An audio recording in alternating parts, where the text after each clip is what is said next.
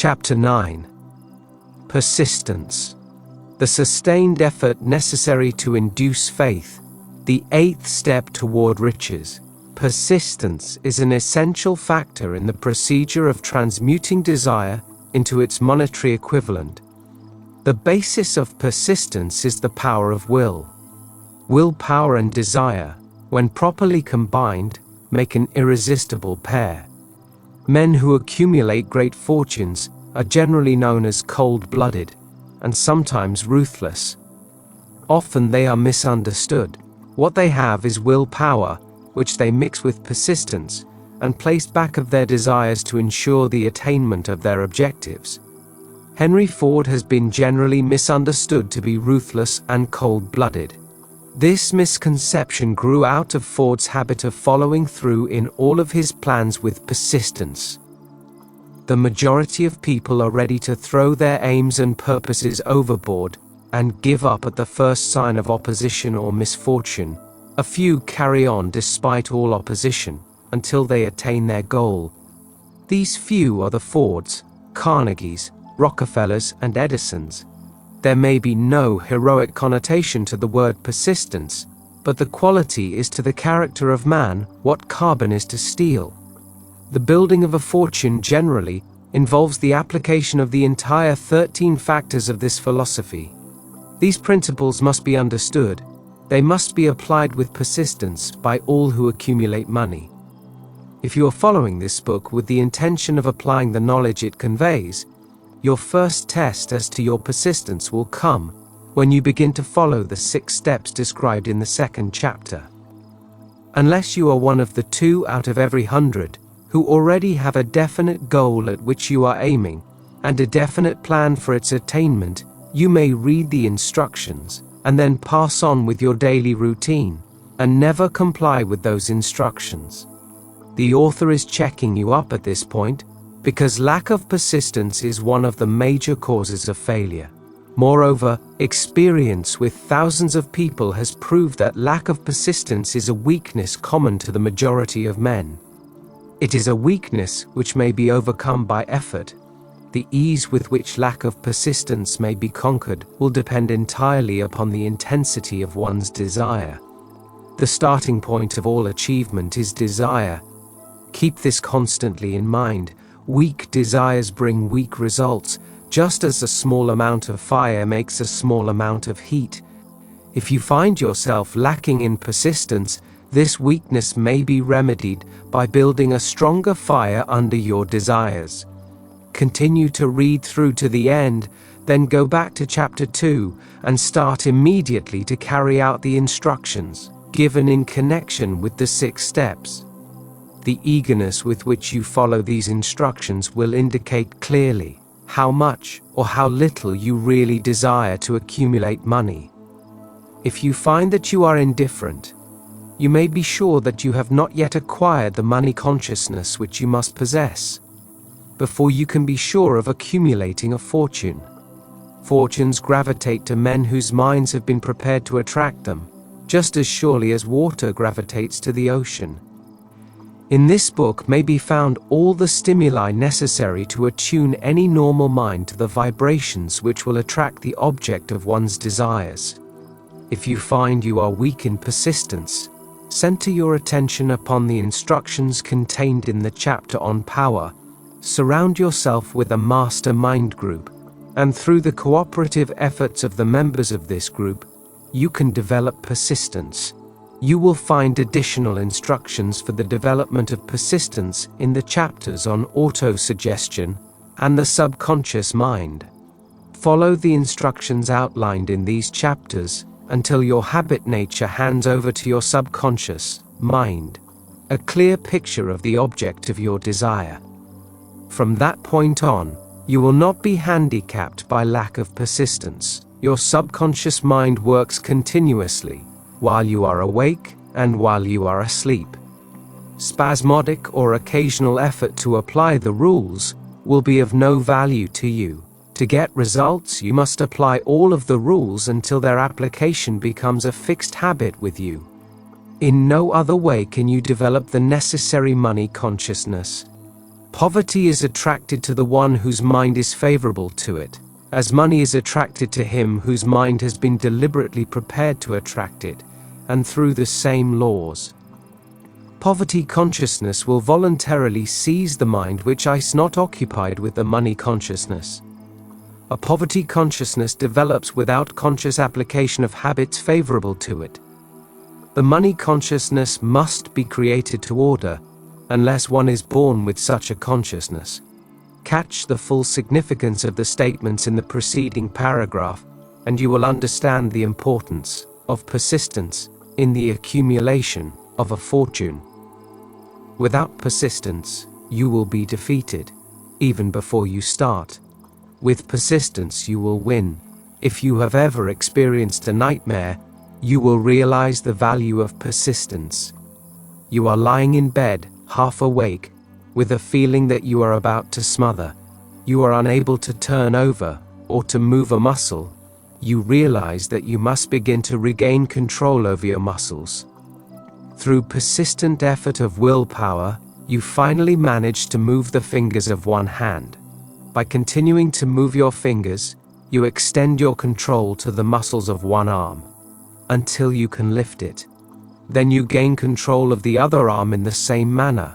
You finally gain control over the muscles of one leg, and then extend it to the other leg. Then, with one supreme effort of will, you regain complete control over your muscular system and snap out of your nightmare. The trick has been turned step by step. You may find it necessary to snap out of your mental inertia through a similar procedure, moving slowly at first, then increasing your speed until you gain complete control over your will. Be persistent no matter how slowly you may at first have to move. With persistence will come success. If you select your mastermind group with care, you will have in it at least one person who will aid you in the development of persistence.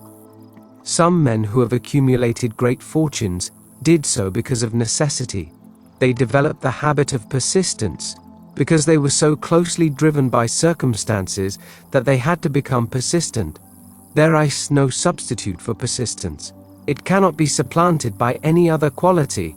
Remember this, and it will hearten you. In the beginning, when the going may seem difficult and slow, those who have cultivated the habit of persistence seem to enjoy insurance against failure. No matter how many times they are defeated, they finally arrive up toward the top of the ladder. Sometimes it appears that there is a hidden guide whose duty is to test men through all sorts of discouraging experiences. Those who pick themselves up after defeat and keep on trying arrive, and the world cries, "Bravo, I knew you could do it." The hidden guide lets no one enjoy great achievement without passing the persistence test. Those who can't take it simply do not make the grade. Those who can take it are bountifully rewarded for their persistence. They receive, as their compensation, whatever goal they are pursuing. That is not all. They receive something infinitely more important than material compensation, the knowledge that every failure brings with it the seed of an equivalent advantage. There are exceptions to this rule.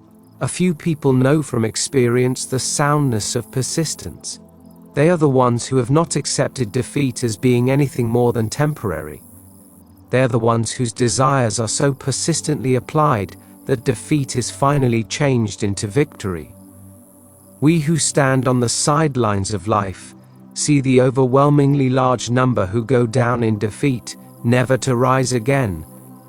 We see the few who take the punishment of defeat as an urge to greater effort.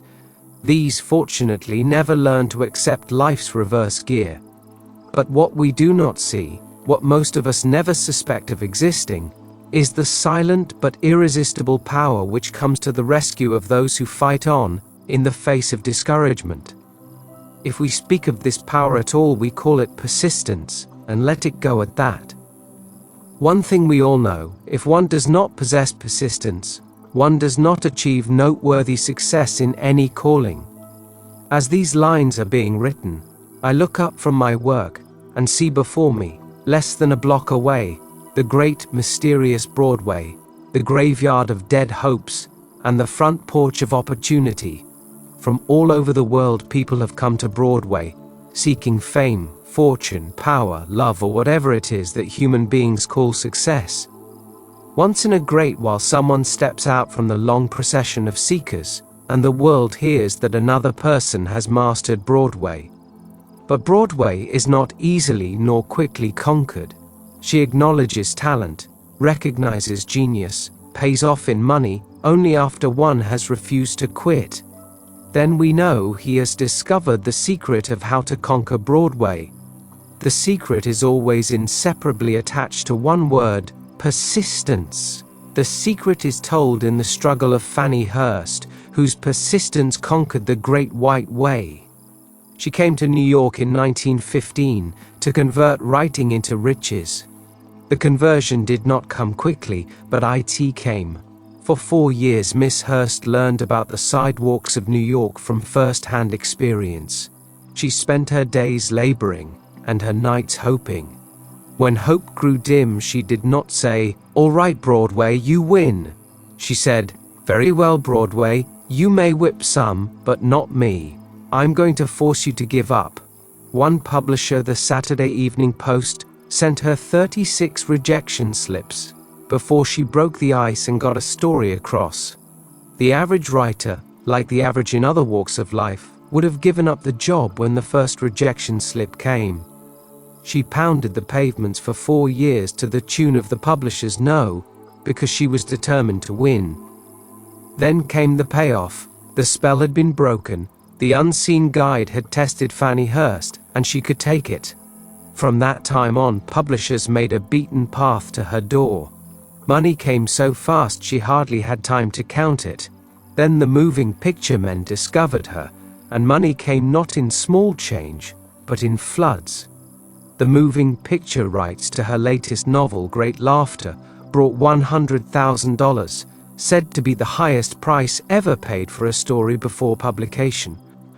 Her royalties from the sale of the book probably will run much more. Briefly, you have a description of what persistence is capable of achieving. Fannie Hurst is no exception.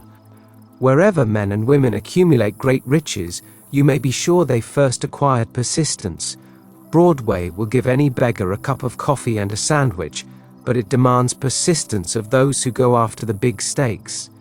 Kate Smith will say amen when she reads this. For years she sang, without money and without price, before any microphone she could reach. Broadway said to her, "Come and get it, if you can take it." She did take it until one happy day Broadway got tired and said, "Oh, what's the use? You don't know when you're whipped, so name your price and go to work in earnest." Miss Smith named her price. It was plenty. Away up in figures so high that 1 week's salary is far more than most people make in a whole year. Verily, it pays to be persistent. And here is an encouraging statement which carries with it a suggestion of great significance. Thousands of singers who excel Kate Smith are walking up and down Broadway looking for a break, without success. Countless others have come and gone. Many of them sang well enough, but they failed to make the grade because they lacked the courage to keep on keeping on, until Broadway became tired of turning them away. Persistence is a state of mind. Therefore, it can be cultivated. Like all states of mind, persistence is based upon definite causes, among them these. A. Definiteness of purpose. Knowing what one wants is the first and perhaps the most important step toward the development of persistence. A strong motive forces one to surmount many difficulties. B. Desire. It is comparatively easy to acquire and to maintain persistence in pursuing the object of intense desire. C. Self-reliance. Belief in one's ability to carry out a plan encourages one to follow the plan through with persistence. Self-reliance can be developed through the principle described in the chapter on autosuggestion. D. Definiteness of plans. Organized plans, even though they may be weak and entirely impractical, encourage persistence. E. Accurate knowledge.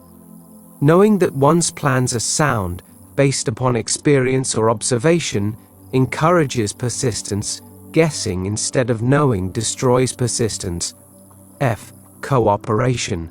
Sympathy, understanding, and harmonious cooperation with others tend to develop persistence. G. Willpower.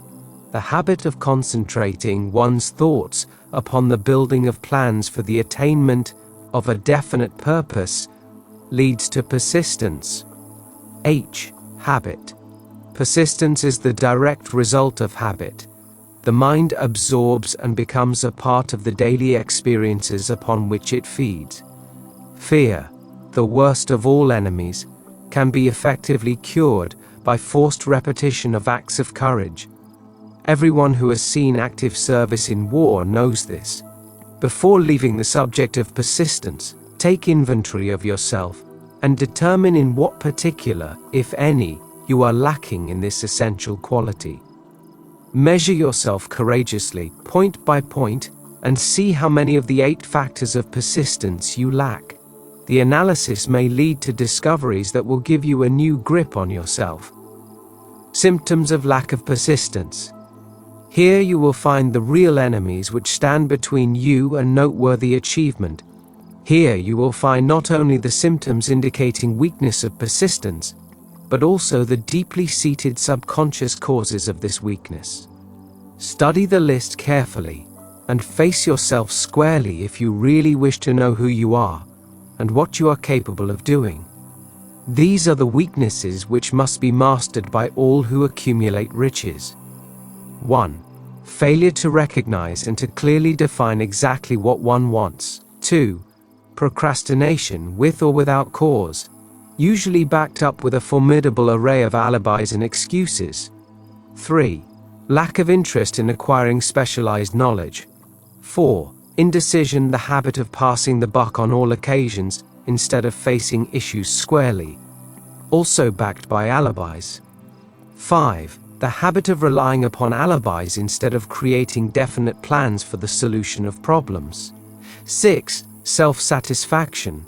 There is but little remedy for this affliction, and no hope for those who suffer from it. 7. Indifference, usually reflected in one's readiness to compromise on all occasions, rather than meet opposition and fight it. 8. The habit of blaming others for one's mistakes, and accepting unfavorable circumstances as being unavoidable. 9. Weakness of desire, due to neglect in the choice of motives that impel action. 10. Willingness, even eagerness to quit at the first sign of defeat, based upon one or more of the 6 basic fears. 11. Lack of organized plans placed in writing where they may be analyzed. 12. The habit of neglecting to move on ideas, or to grasp opportunity when it presents itself. 13. Wishing instead of willing. 14. The habit of compromising with poverty instead of aiming at riches. General absence of ambition to be, to do, and to own. 15. Searching for all the shortcuts to riches, trying to get without giving a fair equivalent, usually reflected in the habit of gambling, endeavoring to drive sharp bargains. 16. Fear of criticism, failure to create plans and to put them into action, because of what other people will think, do, or say.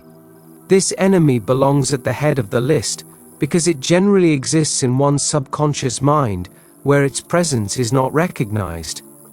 See the 6 basic fears in a later chapter. Let us examine some of the symptoms of the fear of criticism.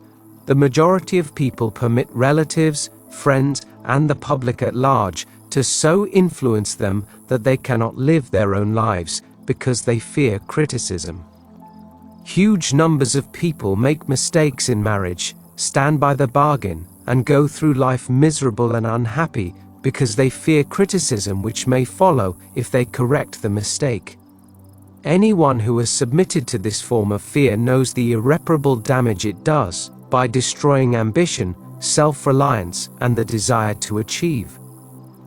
Millions of people neglect to acquire belated educations after having left school because they fear criticism. Countless numbers of men and women, both young and old, permit relatives to wreck their lives in the name of duty because they fear criticism. Duty does not require any person to submit to the destruction of his personal ambitions and the right to live his own life in his own way.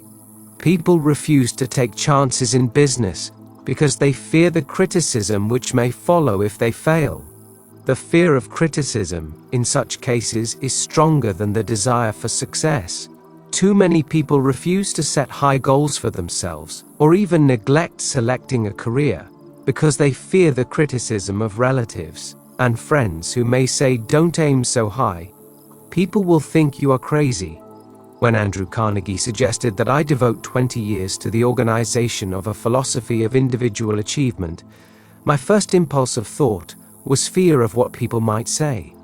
The suggestion set up a goal for me, far out of proportion to any I had ever conceived. As quick as a flash, my mind began to create alibis and excuses, all of them traceable to the inherent fear of criticism. Something inside of me said, "You can't do it. The job is too big and requires too much time. What will your relatives think of you? How will you earn a living? No one has ever organized a philosophy of success. What right have you to believe you can do it? Who are you anyway to aim so high? Remember your humble birth. What do you know about philosophy? People will think you are crazy." And they did. Why hasn't some other person done this before now? These and many other questions flashed into my mind and demanded attention. It seemed as if the whole world had suddenly turned its attention to me with the purpose of ridiculing me into giving up all desire to carry out Mr. Carnegie's suggestion. I had a fine opportunity, then and there, to kill off ambition before it gained control of me. Later in life, after having analyzed thousands of people, I discovered that most ideas are stillborn and need the breath of life injected into them through definite plans of immediate action. The time to nurse an idea is at the time of its birth. Every minute it lives gives it a better chance of surviving. The fear of criticism is at the bottom of the destruction of most ideas which never reach the planning and action stage. Many people believe that material success is the result of favorable breaks. There is an element of ground for the belief, but those depending entirely upon luck are nearly always disappointed, because they overlook another important factor which must be present before one can be sure of success. It is the knowledge with which favorable breaks can be made to order. During the Depression, W.C. Fields, the comedian, lost all his money and found himself without income, without a job, and his means of earning a living vaudeville no longer existed. Moreover, he was past 60, when many men consider themselves old. He was so eager to stage a comeback that he offered to work without pay in a new field, movies. In addition to his other troubles, he fell and injured his neck. To many, that would have been the place to give up and quit, but Fields was persistent. He knew that if he carried on, he would get the breaks sooner or later, and he did get them, but not by chance. Marie Dressler found herself down and out, with her money gone, with no job, when she was about 60. She too went after the breaks, and got them. Her persistence brought an astounding triumph late in life, long beyond the age when most men and women are done with ambition to achieve.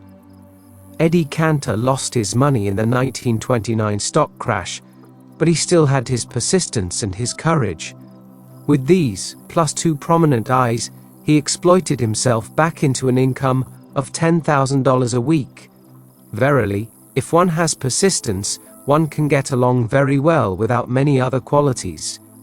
The only break anyone can afford to rely upon is a self-made break. These come through the application of persistence. The starting point is definiteness of purpose. Examine the first 100 people you meet. Ask them what they want most in life, and 98% of them will not be able to tell you. If you press them for an answer, some will say, security, many will say, money, a few will say, happiness, others will say, fame and power, and still others will say, social recognition, ease in living, ability to sing, dance or write, but none of them will be able to define these terms, or give the slightest indication of a plan by which they hope to attain these vaguely expressed wishes. Riches do not respond to wishes, they respond only to definite plans, backed by definite desires through constant persistence. How to develop persistence? There are 4 simple steps which lead to the habit of persistence. They call for no great amount of intelligence, no particular amount of education, and but little time or effort. The necessary steps are: 1. A definite purpose backed by burning desire for its fulfillment. 2. A definite plan, expressed in continuous action. 3. A mind closed tightly against all negative and discouraging influences, including negative suggestions of relatives, friends, and acquaintances. 4. A friendly alliance with one or more persons who will encourage one to follow through with both plan and purpose. These 4 steps are essential for success in all walks of life. The entire purpose of the 13 principles of this philosophy is to enable one to take these 4 steps as a matter of habit. These are the steps by which one may control one's economic destiny. They are the steps that lead to freedom and independence of thought. They are the steps that lead to riches in small or great quantities. They lead the way to power, fame, and worldly recognition. They are the 4 steps which guarantee favorable breaks. They are the steps that convert dreams into physical realities. They lead also to the mastery of fear, discouragement, indifference. There is a magnificent reward for all who learn to take these 4 steps. It is the privilege of writing one's own ticket, and of making life yield whatever price is asked. I have no way of knowing the facts, but I venture to conjecture that Mrs. Wallace Simpson's great love for a man was not accidental, nor the result of favorable breaks alone. There was a burning desire and careful searching at every step of the way. Her first duty was to love. What is the greatest thing on earth? The master called it love, not man-made rules, criticism, bitterness, slander, or political marriages, but love. She knew what she wanted, not after she met the Prince of Wales, but long before that. Twice when she had failed to find it, she had the courage to continue her search. To thine own self be true, and it must follow, as the night the day, thou canst not then be false to any man. Her rise from obscurity was of the slow, progressive, persistent order, but it was sure.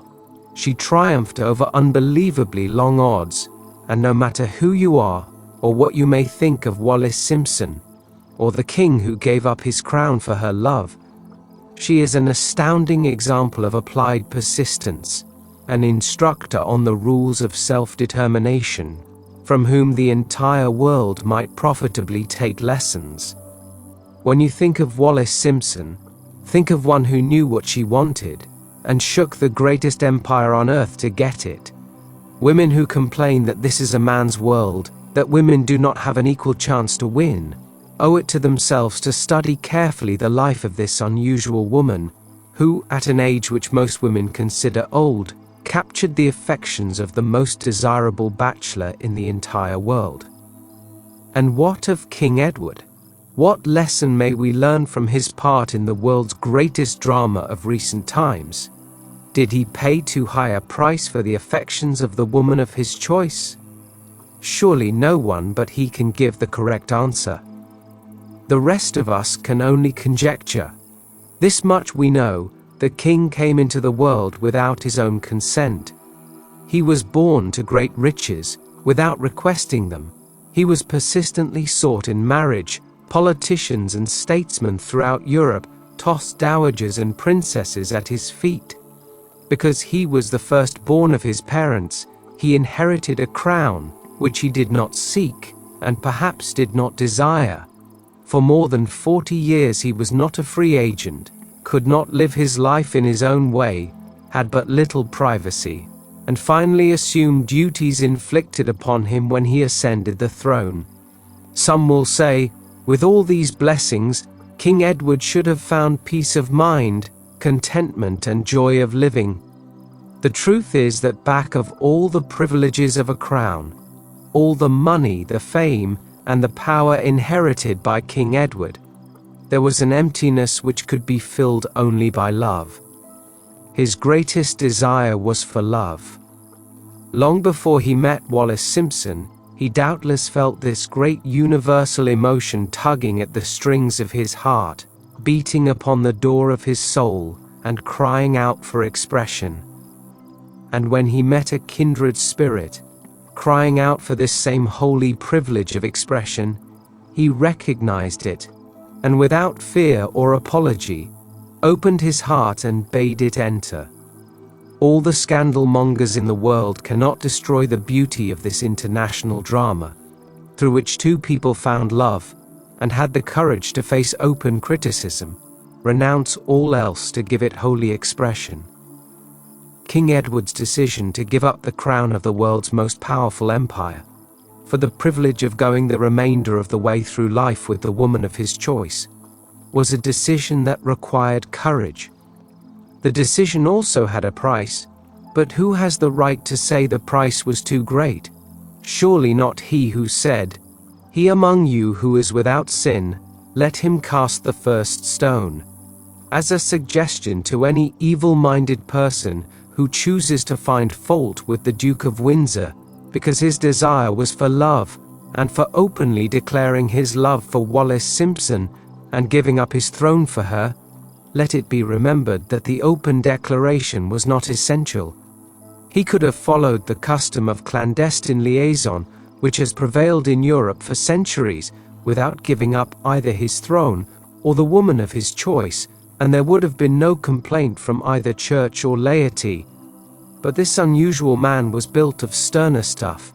His love was clean, it was deep and sincere, it represented the one thing which, above all else, he truly desired. Therefore, he took what he wanted and paid the price demanded. If Europe had been blessed with more rulers with the human heart and the traits of honesty of ex-King Edward for the past century, that unfortunate hemisphere now seething with greed, hate, lust, political connivance, and threats of war, would have a different and a better story to tell. A story in which love, and not hate, would rule. In the words of Stuart Austin Weir, we raise our cup and drink this toast to ex-King Edward and Wallis Simpson. Blessed is the man who has come to know that our muted thoughts are our sweetest thoughts. Blessed is the man who from the blackest depths can see the luminous figure of love, and seeing sing, and singing say, "Sweeter far than uttered lays are the thoughts I have of you." In these words would we pay tribute to the two people who, more than all others of modern times, have been the victims of criticism and the recipients of abuse, because they found life's greatest treasure and claimed it. Most of the world will applaud the Duke of Windsor and Wallis Simpson because of their persistence in searching until they found life's greatest reward. All of us can profit by following their example in our own search for that which we demand of life. What mystical power gives to men of persistence the capacity to master difficulties? Does the quality of persistence set up in one's mind some form of spiritual, mental, or chemical activity which gives one access to supernatural forces? Does infinite intelligence throw itself on the side of the person who still fights on, after the battle has been lost, with the whole world on the opposing side? These and many other similar questions have arisen in my mind as I have observed men like Henry Ford, who started at scratch and built an industrial empire of huge proportions with little else in the way of a beginning but persistence, Or Thomas A. Edison, who, with less than 3 months of schooling, became the world's leading inventor and converted persistence into the talking machine, the moving picture machine, and the incandescent light, to say nothing of 100 other useful inventions. I had the happy privilege of analyzing both Mr. Edison and Mr. Ford, year by year, over a long period of years, and therefore, the opportunity to study them at close range, so I speak from actual knowledge when I say that I found no quality save persistence in either of them that even remotely suggested the major source of their stupendous achievements. As one makes an impartial study of the prophets, philosophers, miracle men, and religious leaders of the past, one is drawn to the inevitable conclusion that persistence, concentration of effort, and definiteness of purpose were the major sources of their achievements. Consider, for example, the strange and fascinating story of Muhammad. Analyze his life. Compare him with men of achievement in this modern age of industry and finance, and observe how they have one outstanding trait in common: persistence. If you are keenly interested in studying the strange power which gives potency to persistence, read a biography of Muhammad, especially the one by Esad Bey. This brief review of that book by Thomas Segru in the Herald Tribune will provide a preview of the rare treat in store for those who take the time to read the entire story of one of the most astounding examples of the power of persistence known to civilization. The Last Great Prophet, reviewed by Thomas Segru. Muhammad was a prophet, but he never performed a miracle. He was not a mystic, he had no formal schooling, he did not begin his mission until he was 40. When he announced that he was the messenger of God, bringing word of the true religion, he was ridiculed and labeled a lunatic. Children tripped him, and women threw filth upon him. He was banished from his native city, Mecca, and his followers were stripped of their worldly goods and sent into the desert after him. When he had been preaching 10 years, he had nothing to show for it but banishment, poverty, and ridicule. Yet before another 10 years had passed, he was dictator of all Arabia, ruler of Mecca, and the head of a new world religion which was to sweep to the Danube and the Pyrenees before exhausting the impetus he gave it. That impetus was threefold: the power of words, the efficacy of prayer, and man's kinship with God. His career never made sense. Muhammad was born to impoverished members of a leading family of Mecca, because Mecca, the crossroads of the world, home of the magic stone called the Kaaba, great city of trade, and the center of trade routes, was unsanitary. Its children were sent to be raised in the desert by Bedouins. Muhammad was thus nurtured, drawing strength and health from the milk of nomad, vicarious mothers. He tended sheep and soon hired out to a rich widow as leader of her caravans. He traveled to all parts of the Eastern world, talked with many men of diverse beliefs, and observed the decline of Christianity into warring sects. When he was 28, Khadijah, the widow, looked upon him with favor and married him. Her father would have objected to such a marriage, so she got him drunk and held him up while he gave the paternal blessing. For the next 12 years, Muhammad lived as a rich and respected and very shrewd trader. Then he took to wandering in the desert, and one day he returned with the first verse of the Quran and told Khadijah that the archangel Gabriel had appeared to him and said that he was to be the messenger of God. The Quran, the revealed word of God, was the closest thing to a miracle in Muhammad's life. He had not been a poet, he had no gift of words, yet the verses of the Quran, as he received them and recited them to the faithful, were better than any verses which the professional poets of the tribes could produce. This, to the Arabs, was a miracle. To them the gift of words was the greatest gift, the poet was all-powerful. In addition, the Quran said that all men were equal before God, that the world should be a democratic state Islam. It was this political heresy, plus Muhammad's desire to destroy all the 360 idols in the courtyard of the Kaaba, which brought about his banishment. The idols brought the desert tribes to Mecca, and that meant trade. So the businessmen of Mecca, the capitalists, of which he had been one, set upon Muhammad. Then he retreated to the desert and demanded sovereignty over the world. The rise of Islam began. Out of the desert came a flame which would not be extinguished, a democratic army fighting as a unit and prepared to die without wincing. Muhammad had invited the Jews and Christians to join him, for he was not building a new religion, he was calling all who believed in one God to join in a single faith. If the Jews and Christians had accepted his invitation, Islam would have conquered the world. They didn't. They would not even accept Muhammad's innovation of humane warfare. When the armies of the Prophet entered Jerusalem, not a single person was killed because of his faith. When the Crusaders entered the city, centuries later, not a Muslim man, woman, or child was spared. But the Christians did accept one Muslim idea: the place of learning, the university,